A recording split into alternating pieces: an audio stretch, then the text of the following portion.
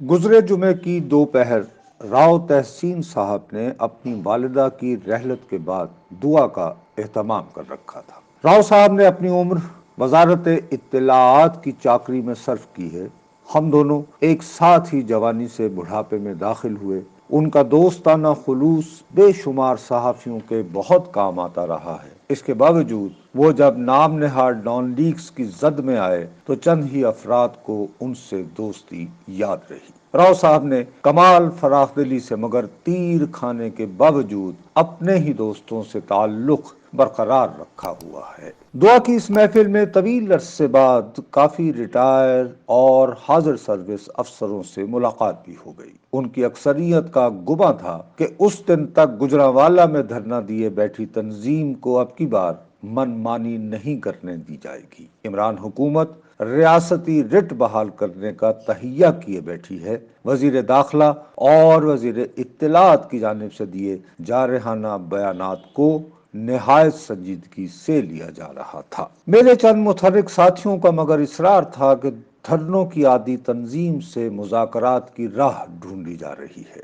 میرے دیرینہ رفیق اسلم خان اس ضمن میں بہت زیادہ پر اعتماد نظر آئے۔ مذہب کے نام پر چلائی جماعتوں اور تحریک کے اکابرین سے وہ مسلسل رابطے میں رہتے ہیں۔ موصوف کو اس تناظر میں باخبر ترین صحافیوں میں شمار کیا جا سکتا ہے۔ یہ الگ بات ہے کہ میں اور مرحوم عباس اطہر اسلم خان کو ہمیشہ اپنا چھوٹا ہی شمار کرتے رہے۔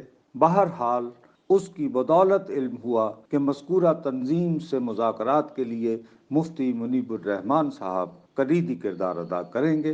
مجھے ان پر نگاہ رکھنا چاہیے۔ عملی صحافت سے عرصہ ہوا مگر ریٹائر ہو چکا ہوں۔ جمعرات کے بعد 2 دنوں تک یہ کالم بھی لکھنا نہیں ہوتا۔ خبر نامی شے ڈھونڈنے کی ویسے بھی تمنا نہیں رہی۔ جو خبر اہم تفصیلات سمیت آزادی صحافت کے موجودہ موسم میں بھی کھل کر بیان نہ ہو پائے، اسے ڈھونڈنے سے کیا حاصل۔ گھر لوٹ کر سو گیا۔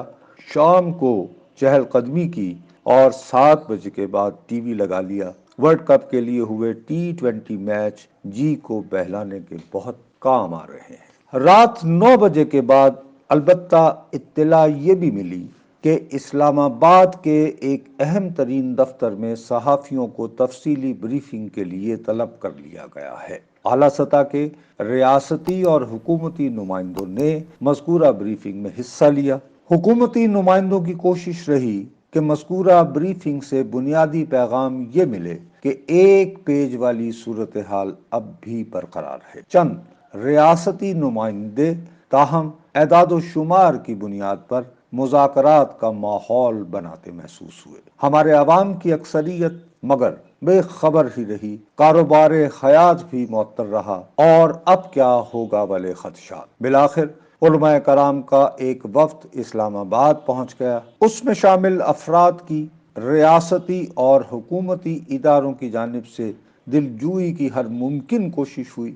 مفتی منیب الرحمان قضیہ کا حل ڈھونڈنے کے لیے حتمی ثالث بنا دیے گئے۔ اتوار کی سپہر انہوں نے وزیر خارجہ اور قومی اسمبلی کے اسپیکر کو اپنے بائیں ہاتھ بٹھا کر معاہدہ ہو جانے کا اعلان کر دیا ہے۔ اس معاہدے کی تفصیلات عیاں کرنے کو وہ اگرچہ آمادہ نہیں ہوئے۔ اختتام بالخیر کی تاہم امید انتہائی اعتماد سے دلاتے رہے۔ مفتی منیب صاحب کو حتمی ثالث کی حیثیت میں دیکھتے ہوئے میرے ذہن میں انگریزی کا وہ فقرہ گونج اٹھا جو لاسٹ لاف یا آخری قہقہے کے ذریعے کسی فرد کی کامیابی اور کامرانی کا تذکرہ کرتا ہے۔ مفتی منیب صاحب کئی برسوں تک رویت ہلال کمیٹی کے سربراہ رہے ہیں۔ ہمارے لاہور کے علامہ طاہر اشرفی صاحب نے اکثر انہیں عید کا چاند دیکھنے کے ضمن میں مشکلات میں الجھانے کی کوشش کی۔ ان دنوں وہ عمران خان صاحب کے قریب ترین مشیروں میں شامل ہیں۔ ان کے علاوہ مذہبی امور کی وزارت بھی ایک اور با اثر عالم نور الحق قادری کے پاس ہے۔ وہ دونوں مگر ایک اور مذہبی تنظیم کے دھرنے کی بدولت پھیلی بے یقینی کا حل ڈھونڈ نہیں پائے۔ ان کے ہوتے ہوئے بھی عمران حکومت کو مفتی منیب الرحمان صاحب ہی سے رجوع کرنا پڑا۔ وطن عزیز میں لبرل کہلاتے افراد کے چہیتے فواد چودھری صاحب نے اپنی ذہانت کو بھرپور انداز میں بروئے کار لاتے ہوئے نہایت سنجیدگی اور استقلال سے یہ کوشش کی تھی کہ عید کا چاند دیکھنے والی روایت سے جن چھڑائی جائے۔ سائنس پر کامل تکیہ کرتے ہوئے یہ فیصلہ کر لیا جائے کہ روز عید کس دن ہوگا۔ دھرنا دیے افراد کو قابو میں لانے کے لیے ریاستی رٹ کی بحالی کی بھی نہایت ثابت قدمی سے بڑھکے لگاتے رہے۔ بالآخر انہیں بھی لیکن مفتی منیب صاحب کی فراست ہی کے زیر بار آنا پڑا۔ راولپنڈی کی لال حویلی سے اٹھے بقرات ابر جو خود کو مذہبی جماعتوں کا حقیقی آشنا ٹھہراتے ہیں، ان دنوں وزیر داخلہ ہوتے ہوئے بھی کوئی حل نہیں ڈھونڈ پائے۔ پنجاب کو رینجرز کے سپرد کر کے گوشۂ تنہائی میں جا چکے ہیں۔ اتوار کی سے پہر معاہدے کا اعلان ہو جانے کے بعد سے سوشل میڈیا پر متحرک کئی لوگ ریاستی رٹ کو ہر صورت بحال کرنے والے وزراء کو تانوں کے نشتروں سے زخمی کرنے میں مصروف ہیں۔ چند افراد یہ تاثر بھی دے رہے ہیں کہ دھرنوں اور لانگ مارچ کی عادی ہوئی تنظیم کا مستقبل آئندہ انتخابات کے دوران بہت تابناک ہوگا۔ اس کی بدولت یہ تاثر بھی محض خوش فہمی ثابت ہوگا کہ آبادی کے اعتبار سے ہمارے سب سے بڑے صوبے میں جب بھی عام انتخابات ہوئے تو نواز شریف کے نام سے منسوب جماعت کو 1997 جیسے نتائج ملیں گے۔ لاہور کو